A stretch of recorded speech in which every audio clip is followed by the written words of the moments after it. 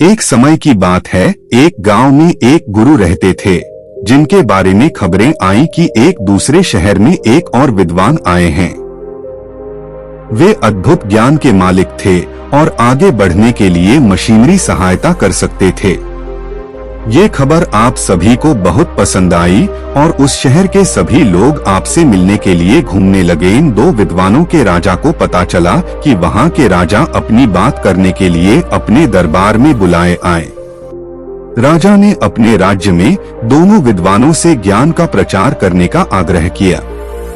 दोनों विद्वानों ने राजा के अनुरोध को स्वीकार कर लिया और उन्होंने राजा के सामने कहा, आपके दृढ़ विश्वास के लिए हमें गर्व महसूस हो रहा है। महाराज, हम आपकी सेवा में हमारे सर्वोच्च मित्र के लिए तत्पर हैं। राजा ने खुशी से सबसे पहले कहा, तुम्हारे सामान्य भाषा में को समझाओ। पहले विद्वान ने मुस्कुराते हुए कहा, अच्छा महाराज, हम आपके राज्य के राजा और प्रजा के बीच बातचीत को सहज बना सकते हैं। राजा ने चमत्कार करते हुए कहा, मुझे बिल्कुल आश्चर्य हो रहा है कि तुम कैसे हो सकते हो, ये तो मेरे लिए है।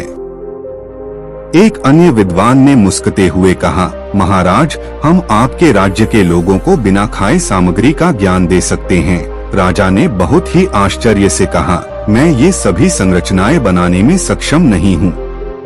कृपया मुझे बताएं, आप यह बात कैसे संभव कर सकते हैं?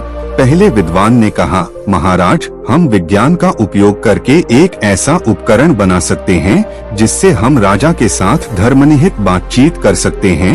यह उपकरण हमारे बहुत सारे प्रयोगों को आसानी से बनाया जा सकता है और आपके विद्यार्थियों के बीच ताकत का निर्माण किया जा सकता है। दूसरे विद्वान ने कहा, महाराज, हम भोजन की आवश्यकता के बिना एक ऐसा प्रयोग कर सकते हैं जिससे भोजन की जगह नहीं मिलती। यह उपकरण आपके लोगों के लिए आरामदायक और स्वास्थ्यप्रद होगा। इन सभी ने राजा को बहुत प्रभावित किया और उन्होंने दोनों संतों का स्वागत किया और अपने राज्य में इन सामग्रियों का प्रचार कार्य करने के लिए उन्हें सौभाग्य दिया। दोनों विद्वानों ने राजा की प्रशंसा करते हुए उनकी सेवा में प्रसन्नतापूर्वक काम किया और सभी लोगों ने उन्हें प्रमाणित किया। इस कहानी से हमें सिखाया जाता है कि समय के साथ ज्ञान विकसित हो रहा है और बहुत से अद्भुत आविष्कार हमारी मदद कर सकते हैं।